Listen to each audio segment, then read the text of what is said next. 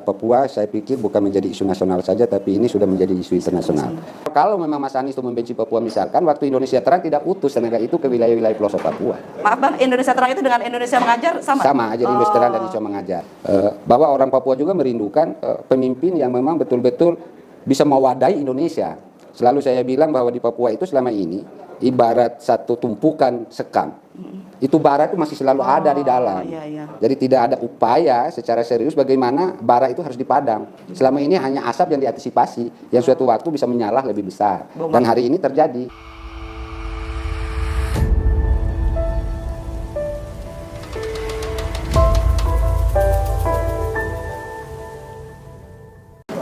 Selamat malam, Assalamualaikum warahmatullahi wabarakatuh. Jumpa lagi dengan channel Langkah Anies di sini dari DPP. Kita juga kedatangan tamu dari Papua ya Bang? Papua Barat. Papua Barat dengan Bang Sirajudin. Ini menarik sekali nih Bang.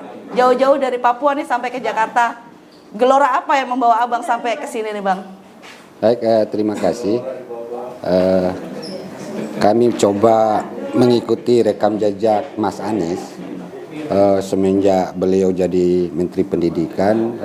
Ada hal yang menjadi harapan Papua khususnya dan Indonesia pada umumnya terkait dengan bagaimana mengembalikan ruh semangat tujuan kebangsaan itu lewat pemberdayaan sumber daya manusia. Kita ingat persis ketika beliau mencoba mendrive tentang Indonesia Terang. Dan hari ini kita rasakan bahwa para tenaga yang diutus di pelosok-pelosok daerah terjauh, daerah terpinggir, dan daerah perbatasan dari program Mas Anies itu sedikit menjawab kebutuhan pendidikan sebagai tenaga pendidik yang ada hari ini untuk didistribusi ke daerah-daerah otonomi baru misalkan. Dan hari ini mereka semua alhamdulillah sudah diterima menjadi pengabdi pegawai negeri sipil di wilayah-wilayah pedalaman tersebut. Itu yang pertama. Kemudian kedua, Papua saya pikir bukan menjadi isu nasional saja, tapi ini sudah menjadi isu internasional. Ada sesuatu hal yang sangat substansi yang harus dikelola oleh seorang figur anak bangsa yang memahami itu, sehingga konflik-konflik yang selama ini berjalan bisa diselesaikan dengan satu kemampuan melakukan dialog. Pendekatan yang paling utama itu adalah pendekatan dialog. Akar masalah apa sih yang sesungguhnya Papua masih begitu menjadi persoalan dinamika politik yang cukup terus-menerus berjalan sampai hari ini. Dan dalam kacamata kami dan saya sebagai representasi salah satu tokoh masyarakat yang ada di Papua Barat punya optimisme dan harapan yang memberikan harapan dan kepercayaan kepada figur Mas Anies dalam rangka mencoba meretas kebekuan diplomasi terkait dengan pendekatan yang dilakukan selama ini kepada Papua pada umumnya. Dan tadi seperti Abang bilang bahwa ada kebekuan diplomatis. Itu sebetulnya itu akibat dari apa? Kurangnya pemerintah pusat memberikan perhatian atau di mana itu ininya Bang? Salah satu ya itu, tapi yang substansi persoalannya adalah bagaimana Papua merasa ada di dalam bingkai negara kesatuan Republik Indonesia. Nah itu Papua harus dilakukan dengan pendekatan-pendekatan yang humanis, pendekatan-pendekatan yang dialog. Sehingga kita berduduk sejajar dalam mencoba melerai problematika yang ada hari ini di Papua. Papua seperti itu. Terus yang terkait isu-isu Pak Anies, kan kita ketahui bersama lah ya bahwa framing media bahwa Pak Anies intoleransi dan segala macam itu sampai juga ke Papua atau bagaimana Bang? Saya pikir itu bukan sekedar isu, itu sudah cukup membumi sampai kepada pelosok negeri ini termasuk di Papua.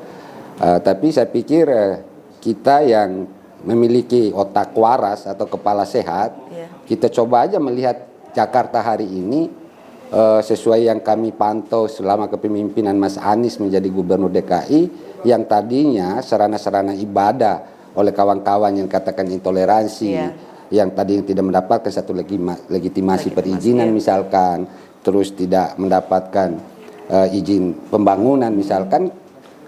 Baru beberapa tahun Mas Anies memimpin DKI dan itu clear. Iya, betul. Jadi saya pikir isu-isu intoleran itu tidak berdasar dan tidak punya alasan yang konkret.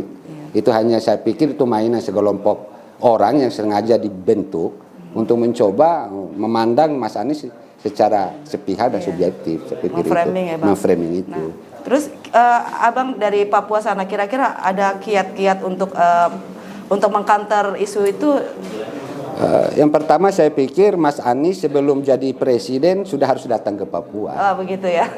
Kalau yang lalu-lalu, presiden lalu-lalu setelah jadi presiden baru datang ke Papua, ya harapan orang Papua hari ini dan saya secara pribadi, Mas Anies datang sebelum jadi presiden. Itu menandakan bahwa ada keseriusan menyentuh Papua dan hadir di Papua, mendengar secara langsung keluhan masyarakat Papua. Touch of skin. Ya, saya pikir itu. Dan ada keseriusan Mas Anies untuk membangun di berbagai provinsi gitu kan. Dan kami percaya Mas Anies adalah orang yang tidak berpikir skeptis, Mas Anies adalah orang yang tidak berpikir sekretarian. Kenapa itu landasan awal kalau memang Mas Anies itu membenci Papua, misalkan waktu Indonesia Terang tidak utus tenaga itu ke wilayah-wilayah pelosok Papua. Maaf Bang, Indonesia Terang itu dengan Indonesia Mengajar sama? Sama, jadi Indonesia Terang dan Indonesia Mengajar. Gitu. Indonesia Terang kan istilah saya sebenarnya Indonesia Mengajar. Indonesia Mengajar. Kenapa terang? Kalau orang berpendidikan, berilmu maka terang itu sebenarnya. Gitu. Iya. Karena kan kalau saya tuh taunya Mas Anies tuh punya itu Indonesia Mengajar itu kegiatan itu ya, program Indonesia. Sampai saat ini masih berlangsung itu Bang. Bahkan sudah diangkat semua jadi pegawai negeri sipil. Di sana kan kebutuhan tenaga pengajar, tenaga pendidik sangat penting karena kekurangan tenaga itu yang tadi para tenaga Indonesia Mengajar itulah yang kemudian sekarang sudah mengabdi menjadi PNS di wilayah otonomi yang ada.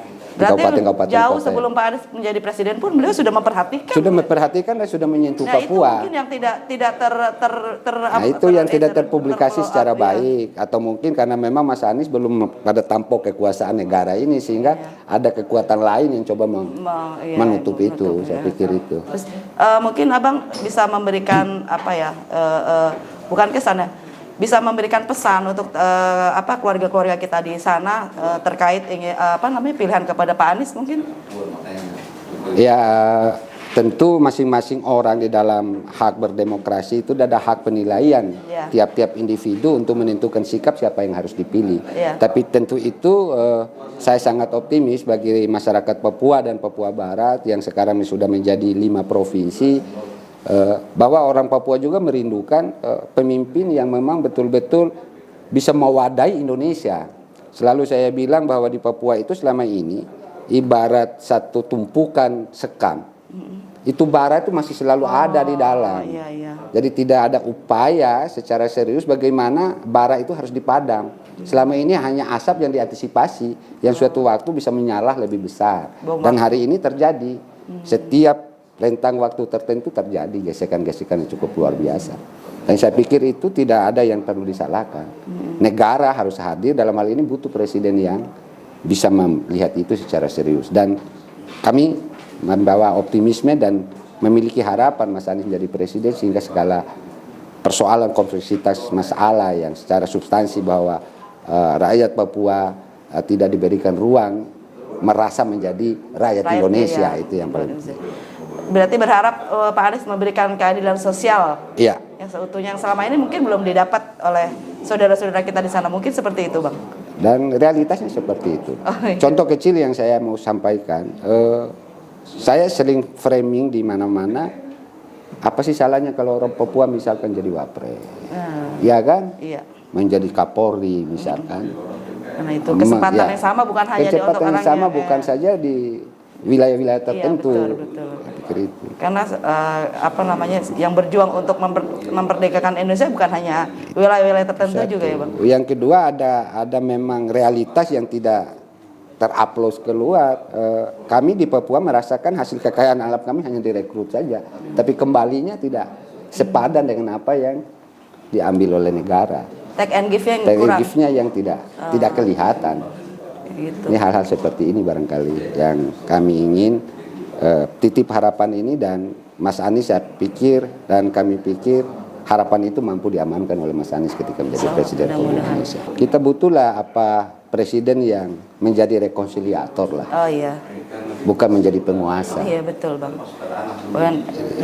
Saat seperti sekarang, seperti kita ketahui di berita-berita bahwa sekarang juga di sana sedang sedang bergelora kayak gitu Bang. Gejolak termasuk itu di wilayah kami di Papua Barat. Butuh negara hadir. Butuh negara hadir. Ya hadir itu ya presiden menjadi penting untuk memang didudukkan siapa sesungguhnya anak bangsa terbaik yang bisa melihat secara utuh Indonesia itu. Oke, demikian Bu. Oke Bang, terima kasih atas bincang-bincang luar biasa ini. Satu lagi pesan dan kesan untuk Mas Anies jika ini sampai kepada beliau Bang, mungkin?